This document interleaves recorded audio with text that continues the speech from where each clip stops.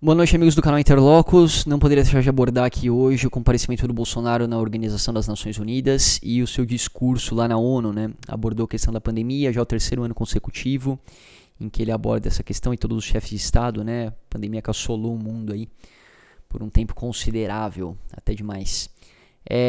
Falou sobre a situação jurídica do Lula, né? Falou que o Lula foi condenado em primeira, segunda e instância extraordinária. A gente já vai falar disso daqui a pouquinho.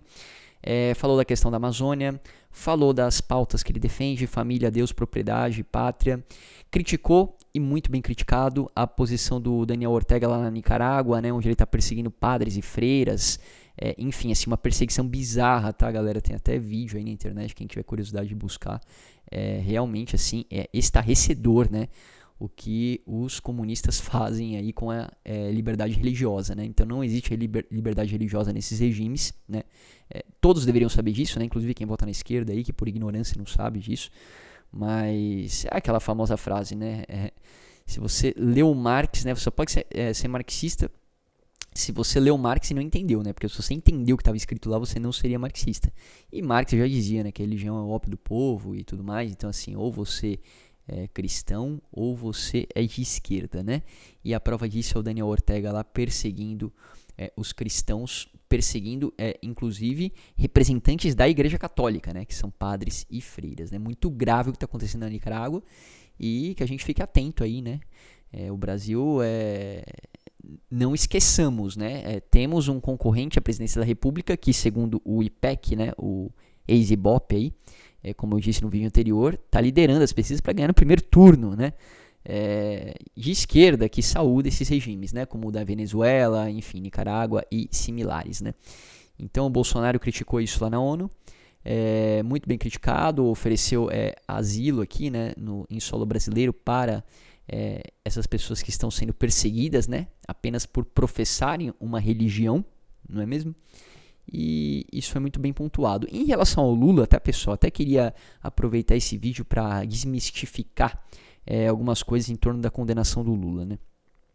Agora a gente está vendo um somebody love aí, né, jurídico, de um monte de jurista, né, de jurista, né, de advogado, enfim, querendo, né, corroborar com o que o Lula diz, né, na mídia, nos debates, de que ele foi absolvido.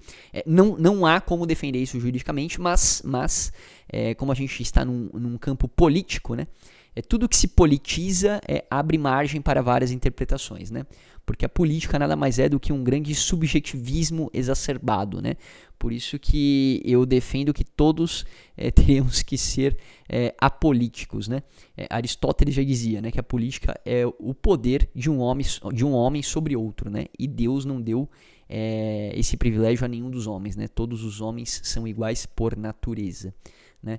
Portanto, considerando que estamos num campo político, esses advogados, né, eles trazem um processo que foi jurídico para o campo político e tentam aí, portanto, corroborar a tese esdrúxula, teratológica do Lula de que ele foi absolvido. O Lula não foi absolvido em nenhuma instância. O Lula foi condenado na primeira instância, foi condenado na instância recursal, né, colegiada, foi condenado nas instâncias extraordinárias, tanto pelo Superior Tribunal de Justiça como pelo Supremo Tribunal Federal, que ratificou o processo por anos o processo esteve sob a égide, sob a proteção e sob a análise do Supremo Tribunal Federal. E o Supremo Tribunal Federal, de um ano para cá, entendeu, através de um habeas corpus, né, impetrado pela defesa do Lula, que a vara de Curitiba não era a vara competente para julgá-lo, ou seja, uma incompetência territorial, né, que é uma incompetência relativa, né, para quem é do direito sabe disso.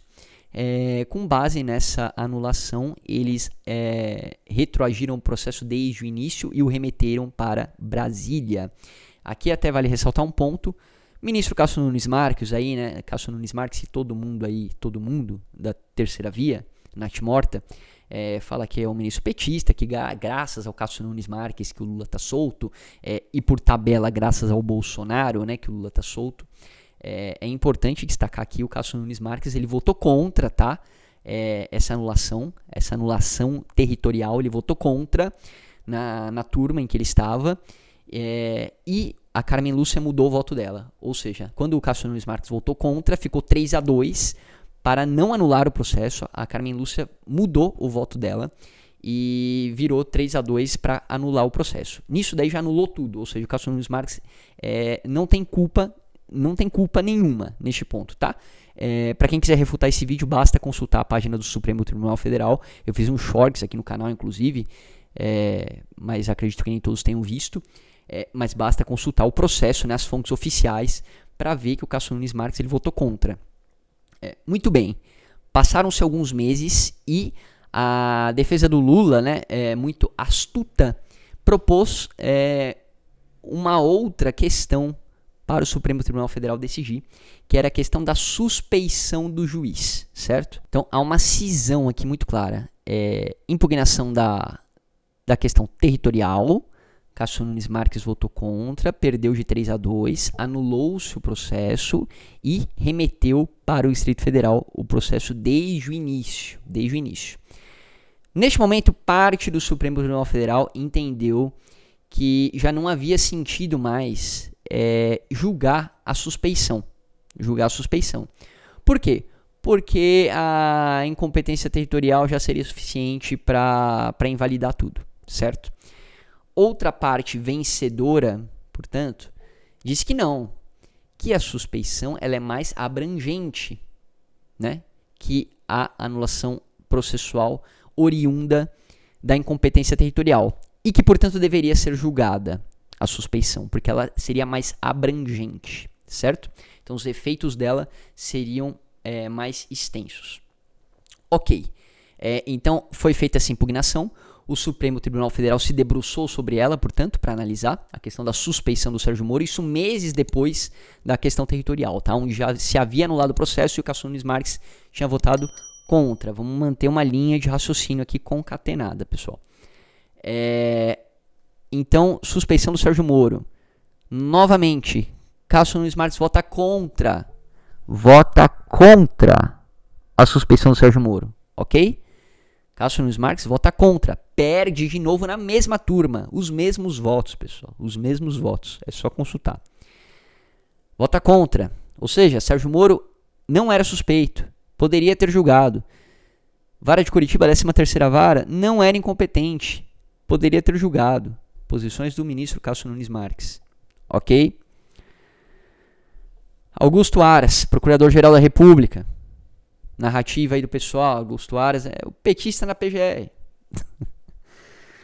O mundo sendo tomado por comunistas. Eu fico abismado, assim. Eu juro por Deus, cara. Geopolítica internacional zero pra essa galera. O mundo sendo tomado pelos comunistas. Tomado. Globalismo a todo vapor. Enfim. N problemas. Aparelhamento institucional em todos os lados. Enfim. N problemas. A guerra cultural, que é muito mais profunda. Aí a pessoa me vem levantar a tese de que o Bolsonaro traiu, né? É um estelionatário eleitoral porque ele colocou um petista na PGR. Enfim, whatever. Ainda que fosse petista, né? Analisemos o comportamento dele enquanto no cargo, né? Para ver se corrobora de fato com um comportamento petista ideologizado ou um comportamento mais técnico, né? Ainda que haja críticas, tá? Em relação ao comportamento. Não estou falando que não há críticas, tá? Em relação ao comportamento do PGR. Ah, Maurício, mas o PGR proibiu que se investigasse a família Bolsonaro. Aí é ilação, né? Aí está elucubrando, enfim, peças de informação, Código de Processo Penal, você junta as peças de informação, apresenta no Ministério Público e denuncia. Simples assim, né? Não dá para ficar elucubrando, né? Crimes, enfim, omissões, etc. Bom, mas vamos voltar à linha de raciocínio. Augusto Aras, então, portanto... senão o vídeo vai ficar longo, inclusive. Recorre dessa decisão da turma que fala que o Moro é suspeito, cujo voto do ministro Cássio Nunes Marques foi contra. Augusto Aras, petista, recorre para o plenário. Fala, não, o Sérgio Moro não é suspeito. Leva para o plenário. Poderia não ter recorrido, recorreu. No plenário, por maioria, se decidiu que o Sérgio Moro é suspeito. O voto do ministro Cássio Nunes Marques, que não foi de Minerva, nessa votação, ele se atém a uma questão de direito. Concordo com a decisão? Não concordo, mas ela é técnica. Não se pode dizer que ela não é técnica. Ele se atém a uma questão de direito. Qual que é a questão de direito? Ele diz no voto dele, olha, não há mais se discutir se o Sérgio Moro é suspeito ou não. Por quê? A turma, acho que é a segunda turma agora, não vou lembrar se é a primeira ou a segunda dele, acho que é a segunda. A segunda turma já decidiu que ele é suspeito. No mérito da questão, já se decidiu que ele é suspeito. Neste sentido, eu sigo o relator, que tinha a posição de que a decisão da segunda turma não poderia ser revista pelo colegiado, enfim, e manteve a decisão de suspeição do Sérgio Moro. Não concordo com a decisão do Cássio Nunes, mas não foi voto de Minerva, ele foi técnico, seguiu uma posição de direito, não de fato, sustentou uma tese de direito, portanto, e até ali foi coerente com tudo. Agora, claro, começa as teses chapéu de alumínio começam a surgir, né? Não, Cássio Nunes Marques, todos os votos deles foram engendrados para que, após o recurso do PGR, no último segundo, ele decidisse dessa forma. Já estava tudo esquematizado com o Bolsonaro, com o PGR e com o Lula. Então, assim, é chapéu de alumínio, tá, galera? Chapéu de alumínio, não tem como abrir. É tipo terra plana isso daí, né? Salta aos olhos, é o salto triplo carpado hermenêutico, parafraseando aí o ministro Carlos Aires Brito, né? Essa tese, ela não tem sentido nenhum.